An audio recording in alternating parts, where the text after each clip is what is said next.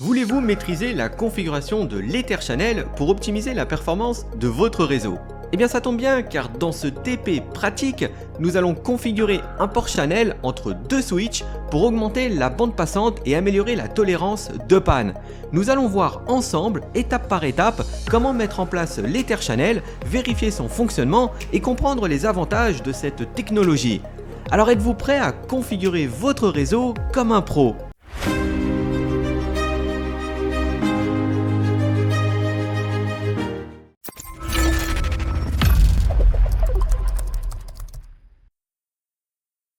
Dans ce TP, nous avons deux PC, deux serveurs avec 4 switches au milieu et cette fois-ci sur le même réseau.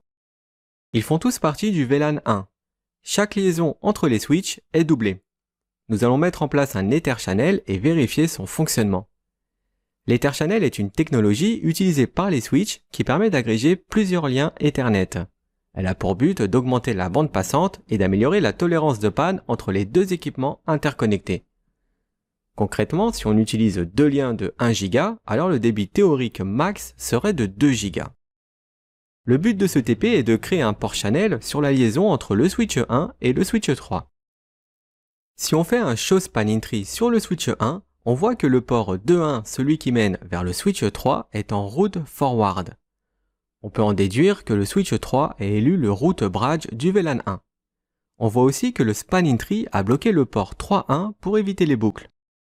Ce qui signifie que seul un lien sur deux n'est utilisé, ce qui réduit donc la bande passante potentielle de 50%. C'est pour ça qu'on va créer un port channel sur ces deux liens. Et on notera aussi que le coût de l'ensemble des interfaces est égal à 100. Pour commencer, on va faire un shutdown des 4 interfaces Ethernet de nos deux switches, c'est-à-dire les ports 2.1 et 3.1 des switches 1 et 3.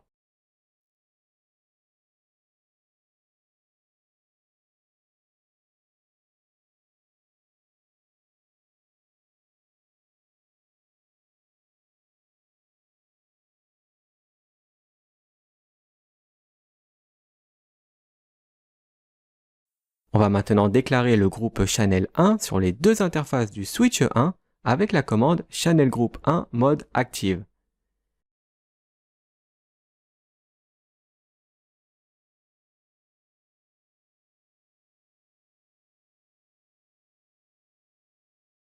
Et on fait pareil sur le switch 3.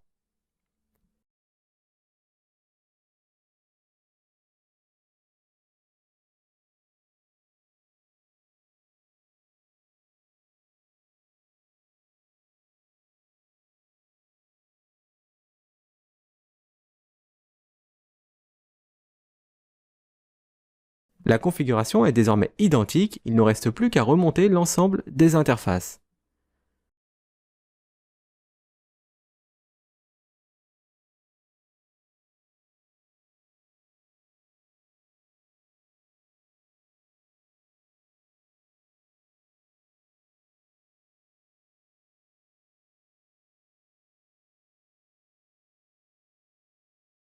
Pour vérifier que le port channel est bien en service, on va utiliser la commande show IP interface brief sur les deux switches.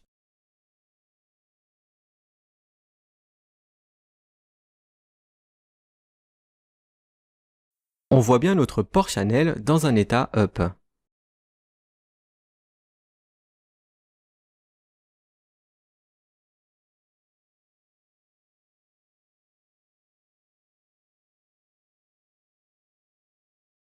Pour faire propre, on va ajouter une description sur notre port channel 1 pour nos deux switches et vérifier que la commande est bien passée avec un show running config.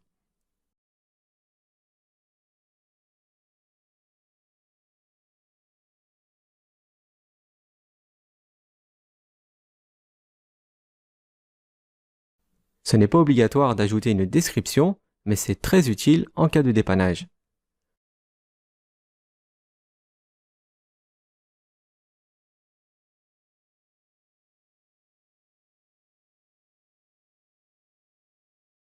Maintenant, si on relance un show spanning tree sur le switch 1,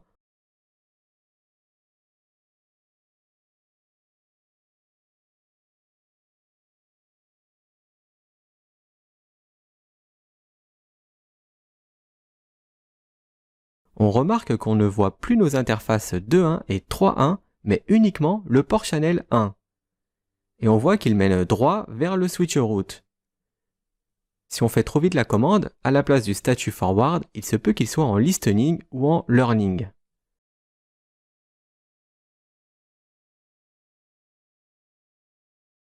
Et vous remarquerez aussi que le coût du lien a bien baissé. Il est maintenant de 19, ce qui est bien inférieur à 100 comparé à une interface individuelle. La commande showEtherChannel Summary est très utile quand il y a plusieurs ports channels de configurer, car elle les liste par ligne avec les ports qui lui sont agrégés.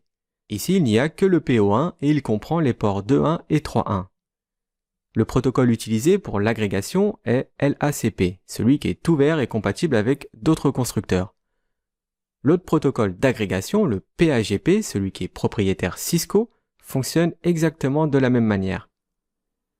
Le compteur du nombre de ports channels utilisés étant à 1, ça nous montre bien qu'à l'autre bout, la configuration est correcte. Sinon, le lien aurait été inutilisable, et le compteur serait à 0 vu qu'il n'y a qu'un seul port channel de configurer. On va clôturer ce TP avec la commande showEtherChannel port channel.